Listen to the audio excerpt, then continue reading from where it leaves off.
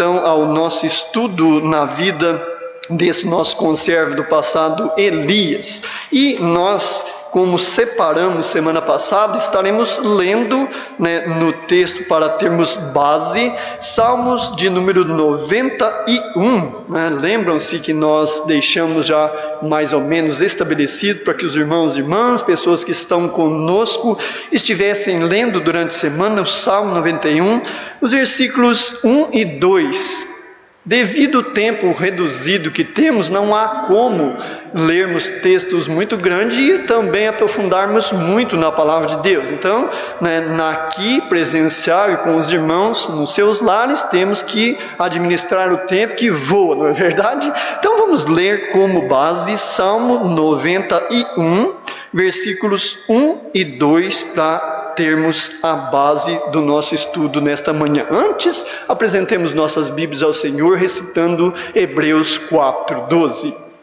Porque a palavra de Deus é viva e eficaz, é mais penetrante do que espada alguma de 2 gumes, que penetra até a divisão da alma e do espírito, das juntas e medulas, e é apta para discernir os pensamentos e intenções do coração. Salmo 91 e 2 diz-nos assim: aquele que habita no esconderijo do Altíssimo, à sombra do Onipotente descansará. Direi do Senhor, Ele é o meu Deus e o meu refúgio, a minha fortaleza, e nele confiarei. Vamos ler juntos esses salmos? Aquele que habita no esconderijo do Altíssimo, à sombra do Onipotente descansará. Direi do Senhor, Ele é o meu Deus, o meu refúgio, a minha fortaleza, e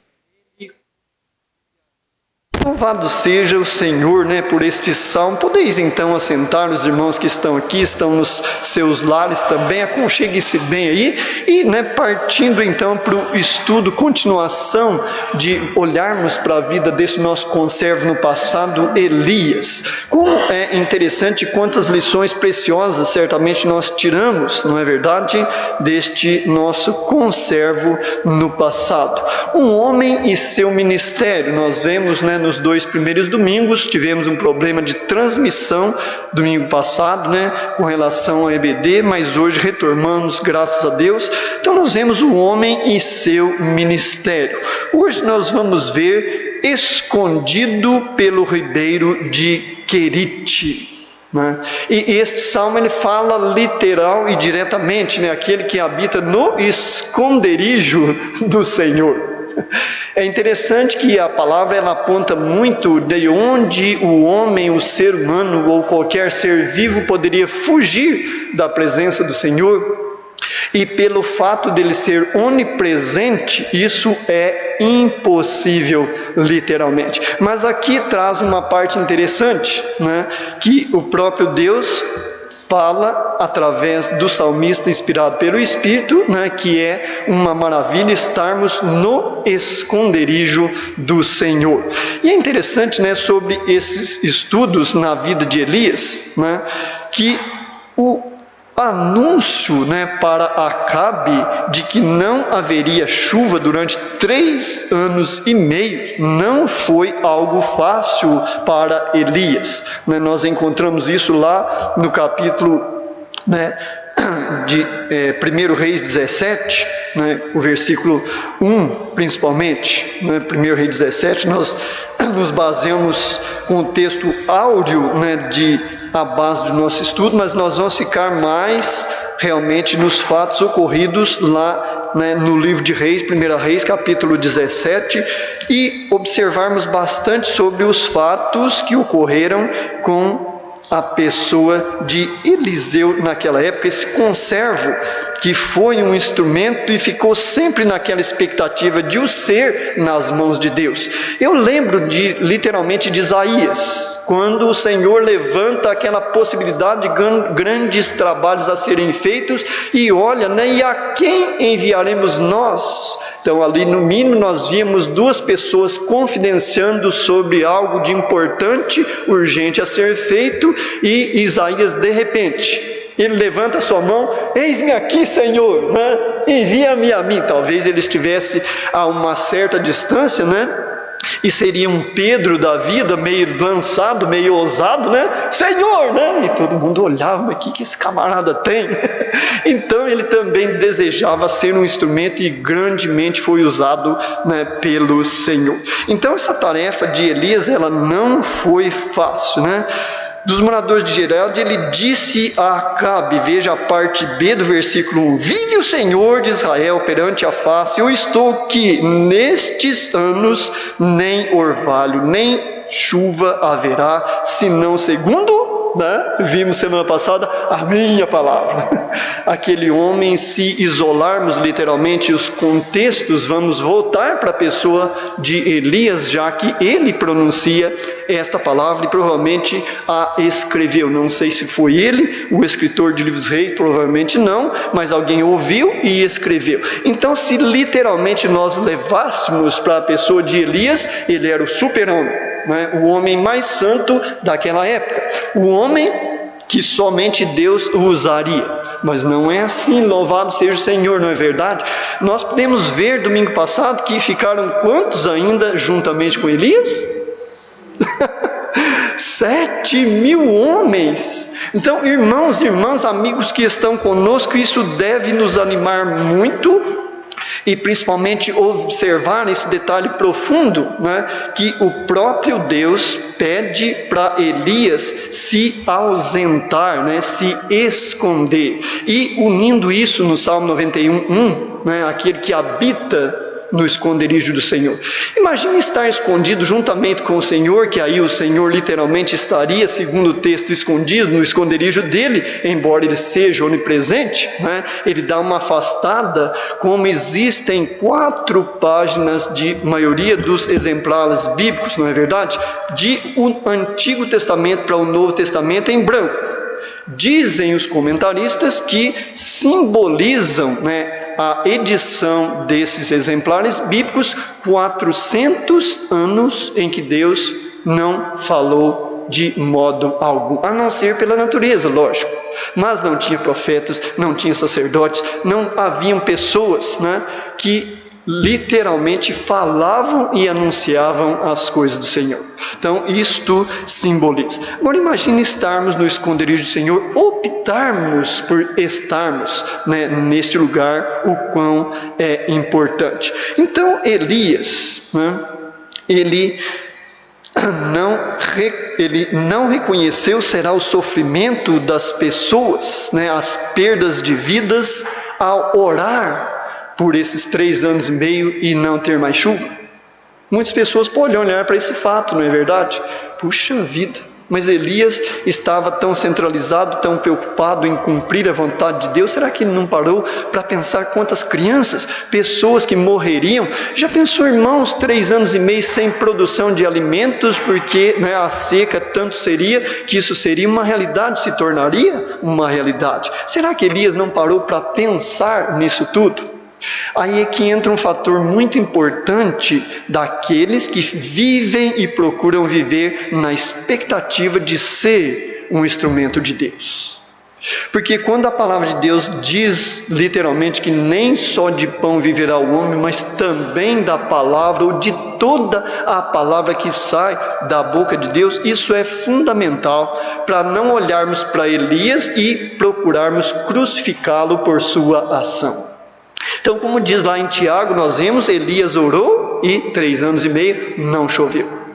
Passa os 3 anos e meio, Elias orou e a chuva voltou novamente. Não teria Elias pensado, feito uma decisão precipitada, agido por seus sentimentos, que foram, não, com certeza que não. Quando se está nessa expectativa, ou procura estar nessa expectativa de ser um instrumento de Deus, o que se deve ser observado primordialmente? A palavra de Deus, a Bíblia, né? Investir pesado no sentido de estudos verticais, não só históricos horizontais, mas verticais profundos, para entendermos então o para que Elias agiu desta maneira, e não por quê. Mas por que ele fez isso? Não, para que Elias fez isto. Vamos olhar isso e entender literalmente. Certamente Elias conhecia Deuteronômio capítulo 11. Vamos lá para Deuteronômio, para começarmos a aclarar e aprofundar mais no entendimento da palavra de Deus. Então aqui os irmãos que estão conosco, né, poderão estar também participando, né, com a visão que enriquece. Veja aí Deuteronômio capítulo 11, vamos estar observando os versículos 16 e 17 de Deuteronômio capítulo de número 11. 11 de Deuteronômio, 16 e 17. Guardai-vos que o vosso coração não se engane, e vos desvieis e sirvais a outros deuses, e vos inclineis perante eles, e a ira do Senhor se acenda contra vós, e feche ele os céus. Opa, começou a encaixar aí, né?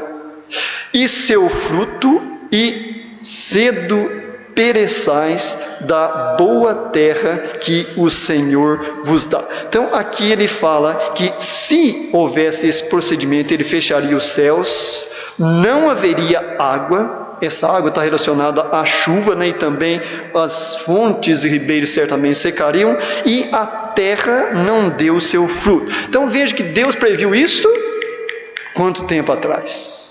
Ele não agiu certamente, podemos, né, de pés no chão, nós agimos pela fé, mas tem vezes, irmãos, que aquilo que nós podemos constatar na palavra de Deus literal, nós precisamos ter os pés no chão, porque senão nós não vamos entender e ficarmos, mas por quê? Por quê? E não olharmos o para quê, né? Porque Deus já havia estabelecido, e para que o povo entendesse, foi necessário todo esse sofrimento. Certamente muitas crianças morreram, pessoas de idade. Imagina a escassez de alimentação, amados irmãos. Pessoas que, como nos dias que nós vivemos, não era diferente lá, certamente tinham pouco poder aquisitivo e não conseguiam, devido à elevação do preço de alimentos, adquirir o alimento básico para o seu sustento. Mas, quando nós olhamos para a palavra de Deus, certamente muitos servos e servas de Deus também sofreram essas consequências, como Elias e mais os 7.000 que com ele estavam. Ou será que, né, Deus tratou desses 7.000 também como tratou da pessoa de Elias? Não, nem sempre ocorrem estas coisas. Moisés, quando ele subiu ao monte, ficou lá 40 dias, 40 noites, nós lemos, encontramos alguma coisa sobre alimentar a pessoa física de Moisés ou, né, saciar a sua sede? Não. Não. Jesus, quando ele estava na sua pessoa física, material, quando ele foi para o deserto, ficou lá 40 dias e 40 noites, tem algum relato, né, que ele provou ou tomou alguma gota d'água naquele lugar? Não. Então isso se cumpre literalmente, que nem só de pão viverá o homem, mas de toda a palavra que sai da boca de Deus. Nós vimos no estudo passado também, Elias, ele se alimenta, e com a força daquele pão, ele caminha, né, 40 dias e 40 noites até chegar no Monte Horebe. Irmãos, isso é fundamental para nós entendermos quando nós procuramos ficar na expectativa de ser um instrumento usado nas mãos de Deus. Percebemos que somos, né, idênticos a Elias, às vezes com, né, uma vírgulazinha de diferença. Não nos dispomos, Senhor, eis-me aqui. Não nos preocupamos, Senhor, né? Não porque, mas para que me alcançou com sua salvação em Cristo Jesus? Às vezes não nos passa, né? Não nos fazemos essas perguntas a nós mesmos nas nossas mentes e corações. Então isso vai retardar este processo, né, de estarmos na presença do Senhor. Então, esse Salmo 91:1, né, é compreender melhor o Salmo todo quando nós entendemos o princípio do versículo 1. Foi o que aconteceu com a pessoa de Elias. Ele entendeu o princípio, né? Elias, vai e faz isso para mim. Porque olha o 2 do capítulo 17 de 1 Reis. Depois veio a palavra do Senhor dizendo, olha, o 3, retira-te daqui. Opa, né? Retira-te daqui. O Senhor em pessoas? Sim, talvez sim, mas provavelmente um anjo do Senhor, ou o Espírito do Senhor falava, como aconteceu com Paulo, né? Saulo, então na época, e outros que ouviram, né, a voz do Senhor. E é interessante que lá em Atos dizem, né, que as pessoas até ouviram a voz, mas não viram nada. Alguns, e ficaram confusos. Então vejam que isso é real, nós podemos ter os pés no chão e, algo muito importante, não devemos esperar literalmente ouvir a voz do Senhor, porque diz no Salmo 19, né, que ele fala de muitas formas. Lá em Hebreus capítulo 1, diz que ele já falou de muitas formas, de muitas maneiras, e nesses últimos dias, ele nos fala através do Filho. Aí do Filho vem o Espírito Santo, vem a leitura da palavra de Deus, vem hinos que entoamos. Já pensou esse hino que nós acabamos de entoar ao Senhor de seu cuidado eterno? Parar e pensar na letra deste hino, aquele que estava compondo na época, imagina a atuação do Espírito Santo e a atualidade que ele via, o contexto de dificuldade que certamente ele vivia. Lembra de Martim Lutero, né?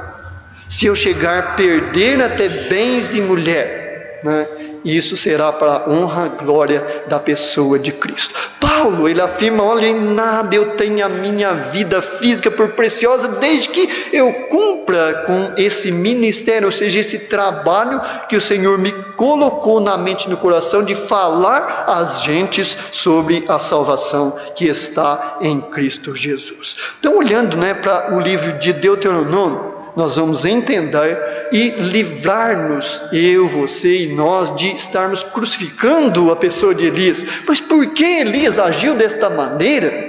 Ele não poderia antes conversar com Deus, ver se havia outra possibilidade, poupando vidas físicas? Então, existem coisas que nós, na nossa mente física e humana, não conseguimos entender. Mas quando nós começamos a discerni-las espiritualmente, ou seja, numa dependência de Deus, procurando na dependência de Deus e entender e buscar mais informações dentro de sua palavra, as coisas vão se encaixando. É triste, né? Mas infelizmente necessário. Por que tanto sofrimento hoje, né? Ao invés de perguntar para quê?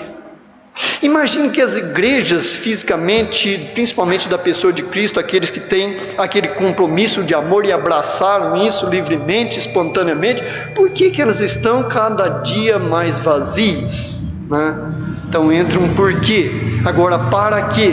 Aí, né, é que nós sofremos ainda mais quando nós olhamos com esse aspecto de mais profundidade, infelizmente, para a realidade das igrejas do Senhor. Então nós percebemos, e se não vigiarmos e estivermos numa expectativa de sermos instrumentos usados por Deus, nós vamos trilhar pelos mesmos caminhos, não é verdade? Isto é duro de olharmos, mas é uma triste realidade. Então a história de Elias revolve-se ao redor de duas ordenanças do Senhor. Nós encontramos isso nesses dois versículos: ir e esconder-se e ir e apresentar-se, né?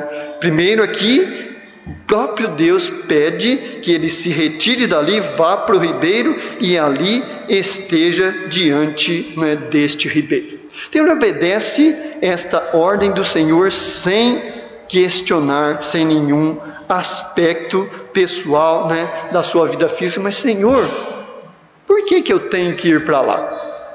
Então ele ouve esta ordem do Senhor, esta recomendação e age instantaneamente. O aspecto pessoal da vida do serviço do profeta Elias e seu ministério de entrar para orar. Há uma passagem interessante lá no Evangelho de João, no capítulo de número 10, que nos faz entender bem essa questão, especialmente aqueles que optam de estarem entrando pela pessoa de Jesus. Olha comigo João 10, Evangelho de João. Vamos lá para o capítulo 10, deixa eu ver se a minha Bíblia tem João 10, deve ter, né? João capítulo 10. E nós olhamos essa questão muito importante no versículo de número 9. Né? Aqueles que optam, entendem a necessidade de estar na pessoa de Cristo. Olha o que Jesus afirma aí e João escreve. Eu sou a porta. Esse se é muito importante, irmãos, porque está embutido na liberdade, na posição que a pessoa pode ou não tomar. Se alguém entrar por mim, salvar-se-á, entrará, sairá e achará pastagem. Então, este entrar e ir esconder-se da pessoa de Elias, é muito importante. Agora, ir e apresentar-se. Outra questão que nos chama a atenção, que está no Novo Testamento, se os irmãos forem um pouquinho além em Atos dos Apóstolos, é o primeiro livro que está à frente de João, do Evangelho de João. Vamos comigo lá para Atos 6, verso de número 4. Então são essas questões que vão nos auxiliando, Atos 6, 4, a entender e encaixando as coisas. Então aquele que vai em Jesus, ele está entrando para a porta para a salvação de sua alma. Mas para por aí? Não. Porque em Atos 6, 4, nós encontramos um relato de muita responsabilidade e compromisso da pessoa dos apóstolos. Diz o 4, mas nós perseveraremos na oração e no que? Ministério da palavra. Então é aquela ação que não foi reunido a liderança, o pastor, juntamente com a liderança, decidiu o que seria fazer, não.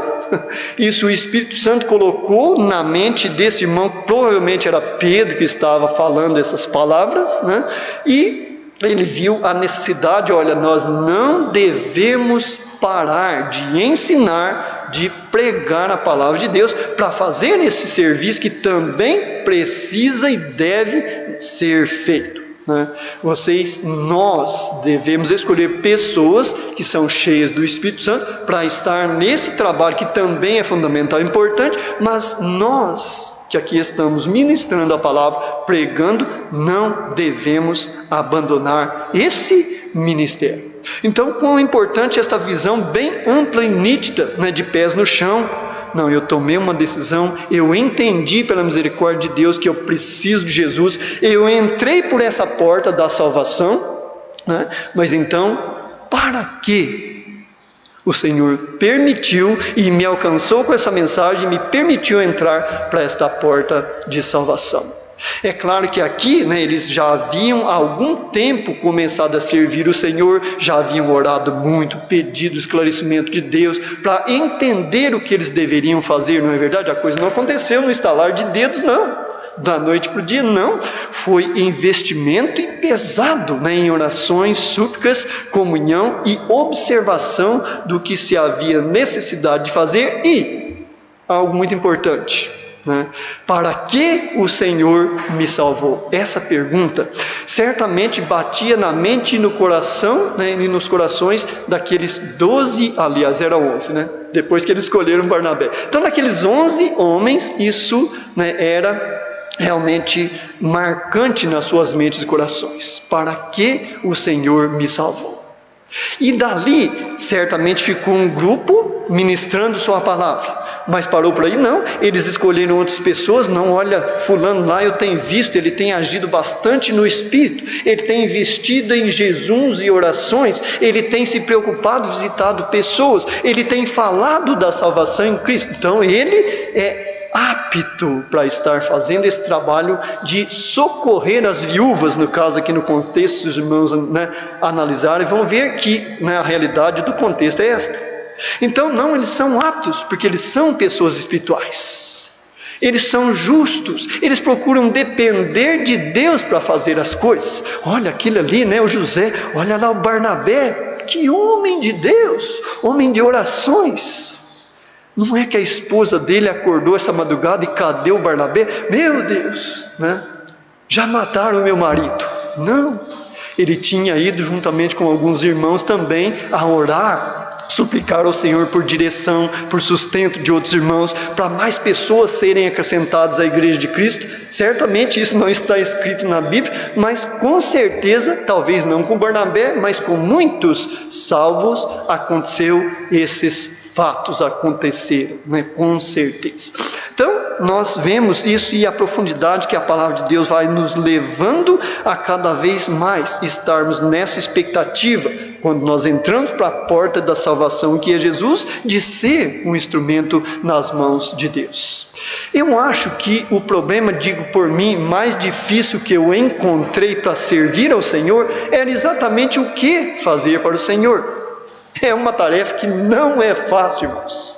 Porque chega, por exemplo, um pastor ou um irmão Genor, qualquer um irmão, né, que é espiritual, que já está na obra há mais tempo, trabalhando para o Senhor, é uma benção, e fala: irmão, mas irmão, olha, o irmão pode fazer isso, eu tenho visto que o irmão tem facilidade de executar esta obra.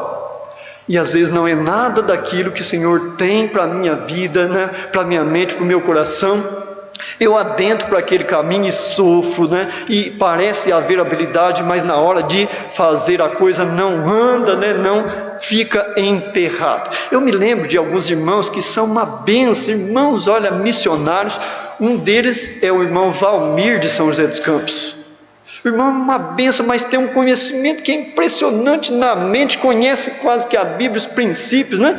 E quando ele vai ministrar um estudo, irmãos, misericórdia, ele não consegue, né, fazer a apresentação, passar o estudo de maneira que os irmãos e irmãs possam compreender, né? Não sei se ele está a um nível muito elevado, mas uma coisa eu tenho certeza: Deus não chamou o irmão Valmir para ministrar estudos da palavra de Deus, não, porque isso nós reconhecemos na prática.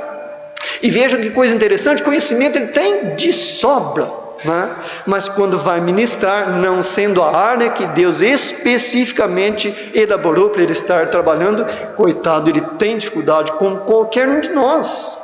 Os irmãos veem, por exemplo, na música. Eu amo a música e tudo, mas e a dificuldade que eu tenho na música? Pessoas que começaram ontem, passam na minha frente de 10-0, quando tem a facilidade, naturalidade, principalmente de Deus, esse dom para estar trabalhando na música. Então, quão importante nós olharmos, né, para a vida de Elias, este homem nessa expectativa, agora escondido ali pelo ribeiro de Querite, né? Esses homens de Deus também, que estiveram por um bom tempo, nós encontramos isso um pouquinho atrás aí no livro de Atos dos Apóstolos, escondidos de portas fechadas, mas por ordem de quem? Ficar em Jerusalém até que, né, eles também estavam cumprindo uma ordem do Senhor, do Espírito Santo, até que sejais batizados pelo Espírito Santo. Aí no capítulo 2 isso acontece e a igreja deslancha até chegar nesse ponto, né, de estar tomando decisões definidas para o bom andamento da igreja do Senhor. Porque Deus enviou Elias para o ribeiro de Querite? Boa pergunta, não é verdade? Por que será? Qual a razão, que motivos teria Deus? Primeiro, vamos pensar em alguns pontos para protegê-lo, pois Acabe procuraria a sua morte. Então, esse é um dos motivos, né, literalmente, que nós encontramos. Vamos pensar num segundo, para prepará-lo, e como isso é importante para o serviço no futuro. Então, Elias precisaria aprender a dependência, paciência e confiança total em Deus. Acrescendo a essas virtudes, precisaria de humildade, né? Humildade, porque, amados irmãos, nós vemos pessoas servindo a Deus, é uma maravilha.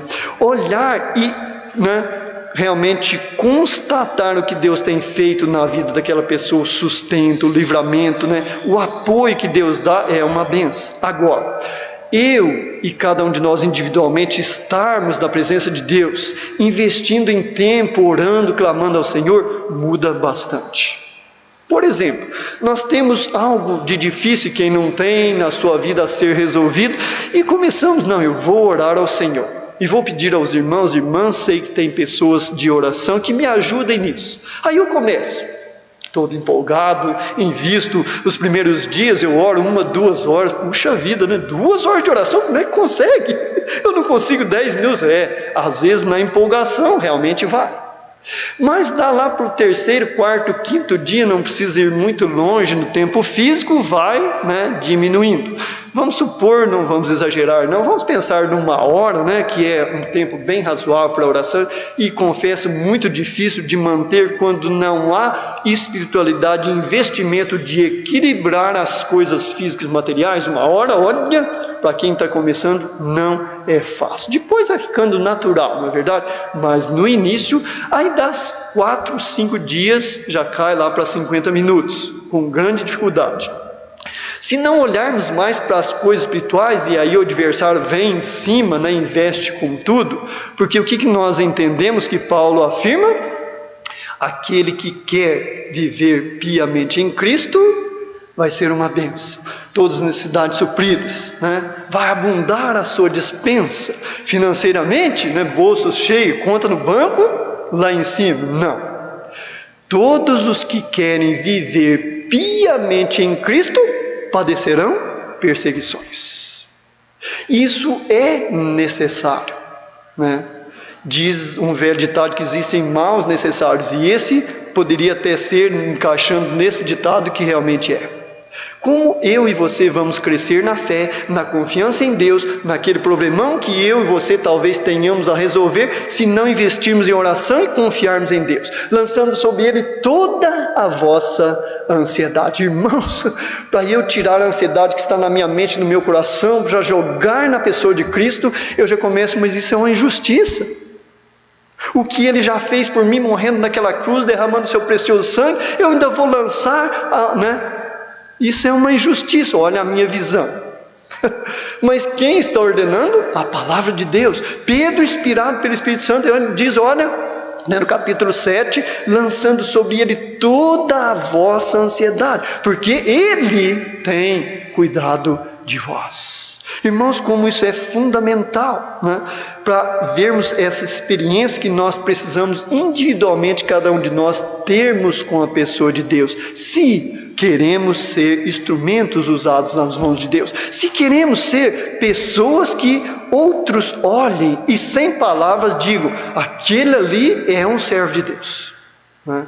Puxa vida, eu já vi ele errar, fazer isso, fazer aquilo, mas aquilo ali, sem sombra de dúvida, ele é um servo de Deus, ele ama a obra de Deus, porque onde, né, os crentes vão, lá está ele, sempre eu tenho visto. E olha, quando começa algumas piadinhas, coisas, né, que desagradam principalmente a Deus, ele cai fora, né?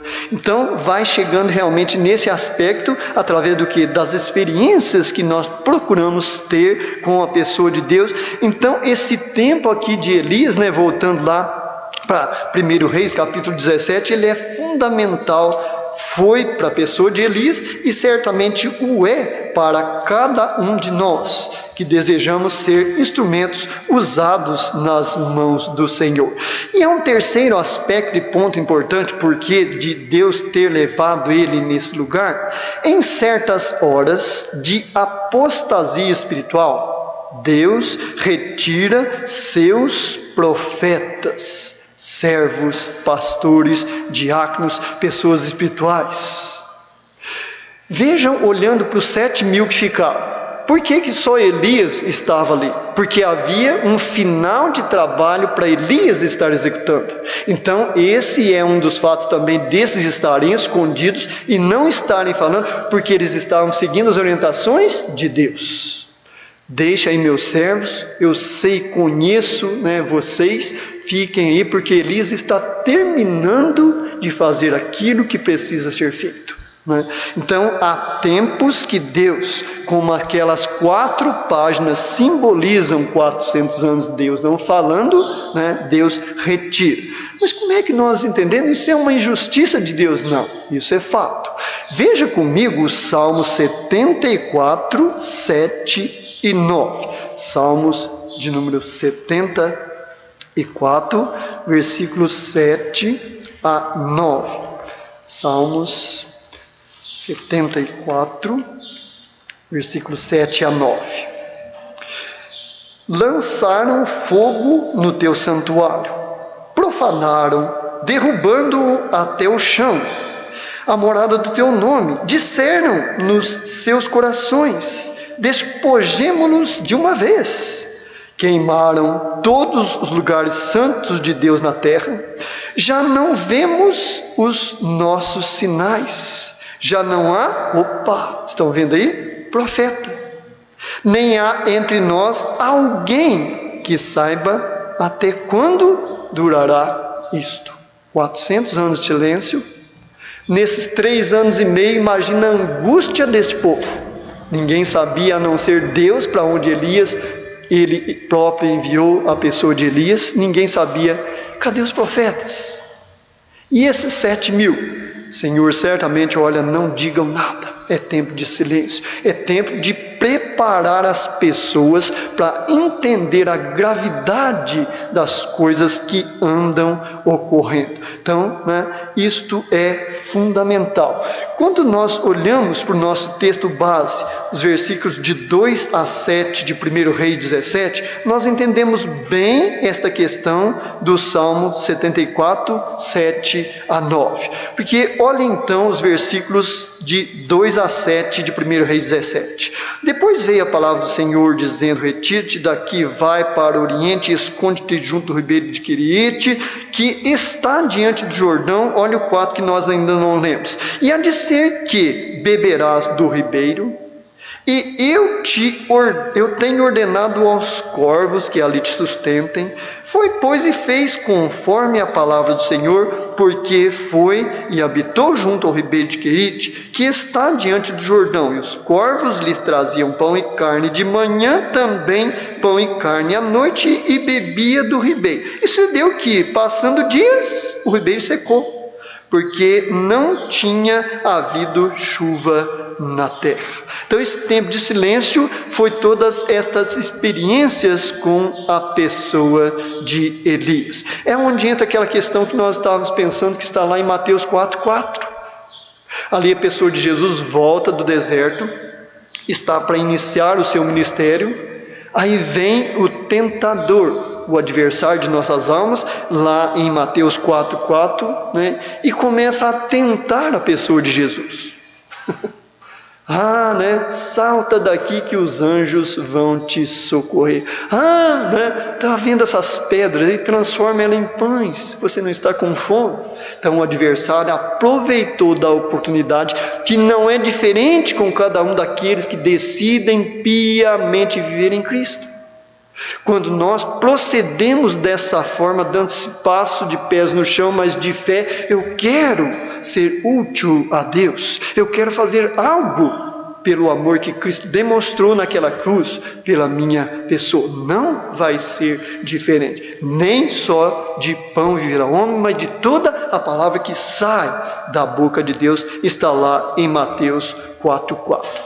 Então, como necessitamos ouvir a voz do Senhor? Elias, ele vivia em comunhão com Deus, e quando o Senhor falou, o seu servo logo ouviu, como aconteceu em Isaías 6:8. Senhor, eis-me aqui, disse Isaías. Mas aqui no caso é Elias, Não estou misturando os dois servos de Deus. Note que veio a ele a palavra do Senhor. Isso está no verso 2. Então não era um pastor que havia falado a ele, não era um daqueles 7.000, não.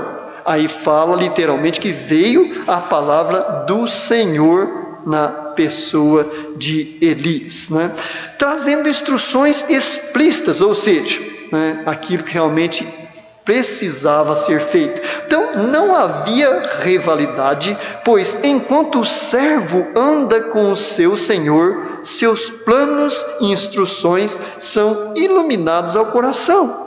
Então, quando eu realmente me sinto servo da pessoa de Cristo, automaticamente, literalmente, ele vai ser o quê? O meu Senhor. Então eu vou ficar sempre naquela expectativa: será que é isso mesmo a vontade de meu Jesus? Lembram daquele livro muito bom, Em Meus Passos? O que faria Jesus? é uma pergunta, e o livro, olha irmãos, é uma bênção. Ele aponta para essa possibilidade, se Jesus estivesse nos meus, nos teus passos, o que ele faria perante algumas circunstâncias, né, naturais da vida. Então, o quão isso é importante. Então, nós não somos informados qual a maneira que Deus falou, mas sabemos que ele sempre usa o quê? Muitas vezes, a maioria, a sua palavra. Por isso que é importante nós estudarmos ela, né? Aprendermos juntos. Os irmãos podem participar aí, né? Levante uma das mãos aí. Nós estamos sem técnico de som, não dá para os irmãos em casa participarem, né? Irmão, né? Isso me chamou a atenção, né? Estejam aí participando. Então, uma das formas que ele fala é através da Bíblia, da sua palavra, né? De muitas vezes o irmão que está à frente cansar um pouco os irmãos aí, procurar aprofundar, não é verdade? A Bíblia é muito importante. Salmo 119, 105, quem que lembra desse salmo? Salmo 119, 105, vou dar uma dica. Lâmpada?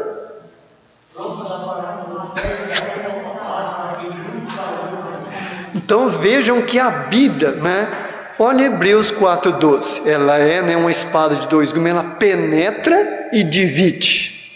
Ah, aquela dúvida, não, aqui até aqui, agora esse negócio é para cá, o outro é para lá, né? Esse negócio é assim, o outro não. Então ela traz esse discernimento, ela penetra como espada. Isso faz literalmente, mas é claro que é no pensamento, no coração, ajudando a discernir as intenções do coração. Ah, como eu gostaria de ser um bom músico e tocar bem esses instrumentos para Deus. É uma boa coisa, sim, né? Deus seria louvado por isso? Com certeza, mas é aquilo que o Senhor tem para a minha vida. Eu começo a discernir as coisas. Não, né? Quantos anos eu tenho lutado com a música e já vi que não é o meu forte. Amo ela, faço aquilo que o Senhor permite, mas não é o meu ministério, aquele trabalho diretamente. Então Deus fala através da Bíblia, isso é muito importante, irmãos. Nós não perdemos isso de vista. Porque quem hoje em dia não tem um exemplar bíblico na sua casa, no seu lar? Dificilmente nós vamos encontrar um lar, uma casa, que não exista pelo menos um exemplar da palavra de Deus. E quando nós olhamos para ela, né, com essa ótica, que ela é lâmpada, né, para nós caminharmos. Por que ela fala lâmpada para os meus pés? Estão vendo aí a caminhada? Aquele que entra pela porta, para entrar precisa andar, né? Então, se ilumina ou alumia onde nós estamos, nós evitamos de tropeçar, de cair dentro de buracos, né? Como isso é terrível. Você levanta, às vezes está numa rua escura, né? Às vezes de bicicleta ou mesmo a pé, você pisa num buraco, misericórdia, né? Então, o quão é importante nós olharmos para a palavra de Deus, né? Através da Bíblia, como ele realmente nos fala. Pois percebemos uma paz profunda no coração quando nós agimos olhando para a Bíblia desta maneira, concernente ao caminho adiante, né? E encontramos pelas circunstâncias da vida portas abertas por Ele. Isso aqui que é muito importante, nós voltarmos, focarmos a nossa visão nessa questão. Por exemplo, né? Eu vou convidar você hoje, né, que nós vamos ter uma reunião à noite, para estar na minha igreja, para juntos ouvirmos a palavra de Deus. O que está sendo infeliz colocado aí? De quem é a igreja? Embora eu faça parte e realmente ela é minha literalmente, porque eu tenho chegado a ela, né? A igreja não é a minha igreja, e sim a igreja de Cristo. Então é Ele que estabelece, que funda, que, né, enriquece essa igreja. Olhe comigo Apocalipse, para os irmãos terem uma ideia, né? Infelizmente o nosso tempo está acabando de estudo. Vamos dar uma olhada lá em Apocalipse 3:8. Irmãos, nós não podemos perder isso de vista, mas de espécie nenhuma, mesmo que nós estejamos escondidos por um tempo, que isso vai acontecer na vida de todos os convertidos. Veja comigo Apocalipse, capítulo 3, verso de número 8. Apocalipse 3, vamos ler o 8 e 9. Apocalipse 3, 8 e 9. Conheço as tuas obras, Eis que diante de ti pus uma porta aberta. Quem está pondo a porta aí? Olhe bem para esse detalhe. Quem está falando aí? O Espírito Santo falando sobre a pessoa de Jesus. E ninguém pode fechar porque tem... Ninguém pode fechar. Porque tendo pouca força... Opa, encontrei o irmão José Maria aqui. Tendo pouca força.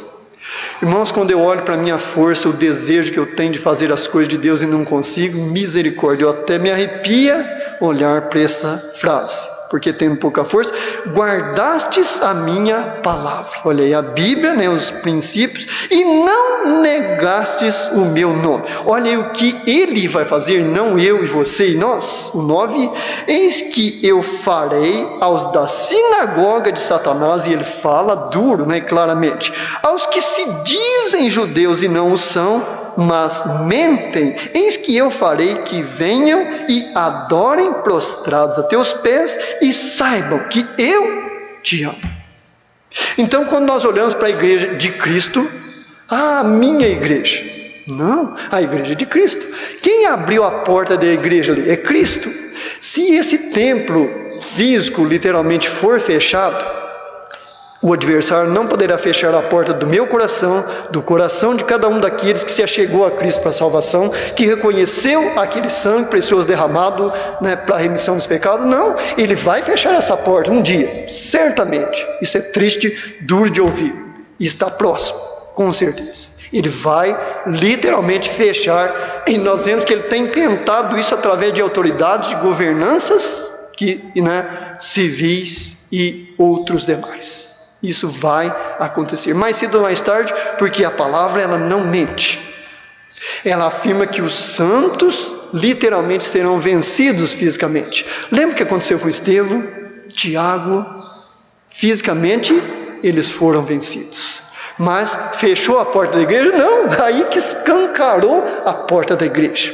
Pessoas foram proibidas de reunirem e se achegavam cada vez mais a Jesus, E a cada dia, diz a palavra de Deus, Deus ia acrescentando à igreja aqueles que iam de se salvar. Cristo disse, olha, sobre esta pedra edificarei a tua igreja, Pedro. Não, sobre esta pedra edificarei a minha igreja.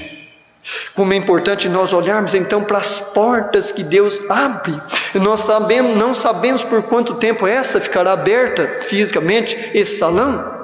Mas uma coisa nós devemos não abrir mão e termos certeza e abraçarmos pela fé, Esta porta ninguém poderá fechar. Por os governos, mais autoridade e poder que eles tenham fisicamente, eles vão fechar, mas vão ser julgados por Deus, como diz o versículo 9. Ah, não, nós somos cristãos, Vejam os muçulmanos que matam pessoas, milhares, pensando estar prestando um serviço a Deus, que pessoas estão contrárias aos princípios de Deus, não é verdade? Deus vai julgar a cada um segundo as suas obras. Então que maravilha é, olharmos para a vida de Elias, o próprio Deus levando ele durante um tempo a se esconder. Irmãos, isso é uma bênção. Por quê? Quando a luta estiver muito difícil, Deus vai estar vendo, contemplando, se principalmente nós estamos colocando na presença dele em súplicas e orações. Mas para que isso, irmão? Se Deus é onisciente e conhece essas coisas, isso é perda de tempo, perder sono, passar fome, jejuar, para que isso? Para quê? Porque, agora nós podemos usar o porquê, esta palavra nos instrui a que façamos essas coisas. Passarmos por essas experiências de dependência realmente da pessoa de Deus, é o que ocorre no jejum biblicamente feito. Isso realmente ocorre. Quando eu faço um jejum para Deus e procuro não deixar que as pessoas percebam, isso não vai levar resultados à vida da irmã Lourdes, porque sou eu que estou me aproximando cada vez mais de Deus, não é verdade? Então, quão importante olharmos para esses aspectos de jejuns, orações, tempos investidos a esperar, Senhor, o que queres tu que eu faças? Como essa pergunta é importante. Senhor, o que eu estou procurando fazer na tua igreja para os irmãos? É isso mesmo que o Senhor tem para a minha vida? Devo continuar? Como estas perguntas são importantes, sendo colocadas em súplicas e orações na presença do Senhor. Mas, nós vemos algo interessante também sobre a palavra de Deus. A promessa que Elias recebeu. Então, Elias, ele recebe esta promessa da pessoa de Deus diretamente. A promessa, ela foi certa. Há de ser, no versículo 4, agora nós estamos lá em 1 Reis 17, vamos conferir lá, 1 Reis, capítulo 17. Então, quão importante nós conferirmos na palavra de Deus aquilo que nós estamos estudando. Olha aí, é a primeira frase, e há de ser que beberás. Então, a promessa de Deus, ela não foi duvidosa, ela foi certa. E ela foi também suficiente, porque ele não discutiu com a pessoa de Deus. Aquilo trouxe a paz, a segurança no seu coração, ele confiou na pessoa de Deus. Então, ela foi suficiente. O suprimento de Deus sempre é suficiente. A parte B do versículo 4 nos mostra isso. E eu tenho ordenado aos corvos que ali te sustentem. Aqui poderia criar uma expectativa, uma interrogação enorme na vida de Elias. Mas, Senhor, eles vão me trazer lá o que eles comem para mim me alimentar, o Senhor vai purificar. Traria certamente uma interrogação de muitas perguntas da pessoa de Elias. E o que ele faz? Senhor, está me ordenando, isso é o suficiente. Não precisava nem dizer isso, porque confio que o Senhor tem o melhor para mim, Mas há de te sustentar. Foi, então, a promessa da pessoa de Deus. Como isso é importante nós olharmos, então, para esse detalhe. E também a promessa de Deus, ela foi condicional. Porque nós vemos, que ele fala no versículo 4, e ali, o finalzinho, te sustentarei. Essa frase é muito importante. E ali te sustentarei. Quantas vezes eu pretendo resolver o meu problema, que Deus haja na minha vida, mas eu mesmo não invisto nada. Irmão Genor, eu sei que um homem de oração, irmão, orem por mim, um casal de oração, eu estou precisando disso. E eu vou lá e deito e durmo, como bem, descanso, e nem jejum, nem nada, e deixo os dois irmãos lá. Irmão, isso vai surtir algum efeito? Não. Ali, como esta palavra é importante e decisiva para as nossas vidas. Então, a palavra-chave do versículo 4 é ali. Elias, se quiser o meu suprimento, deves ir ali, no ribeiro de Querite, o lugar da minha escolha. Eu, você, será que estamos no ali do Senhor? Será que nós estamos onde o Senhor, na sua soberania, gostaria que nós estivéssemos? Isso é uma pergunta fundamental para nós fazermos a nós mesmos. Será que eu estou no ali do Senhor, para receber as bênçãos do Senhor, para ser uma bênção, ser instrumento usados nas mãos do Senhor? Então, nós vamos deixar isto para estarmos pensando, e se Cristo não voltar até domingo que vem, dar continuidade no estudo sobre a vida de Elias. Nós vamos pegar por base um texto áureo, Salmo 34, versículos 11 a 15. Marque aí, Salmo 34, versículos 11 a 15, e vamos pensar durante a semana, examinar na palavra de Deus. Será que eu estou no ali de Deus? Meu servo, vá ali. Meu servo, vá lá. Será que eu estou no ali de Deus? Deus possa estar nos abençoando nessa tarefa de maior compreensão da sua santa e bendita palavra. Pai, é muito bom nós terminarmos esse curto período de investimento a estudar a sua santa e bendita palavra. Te agradecemos desde já a compreensão concedida dos altos céus, sabedoria, para discernirmos aquilo que carecemos cada dia. Continua nos incentivando, nossa mente e nosso coração, para que possamos, ó Deus, investir alto nesta jornada de conhecimento, principalmente da sua soberania. Nós te pedimos mais uma vez e agradecemos, em nome de Jesus. Amém, Senhor.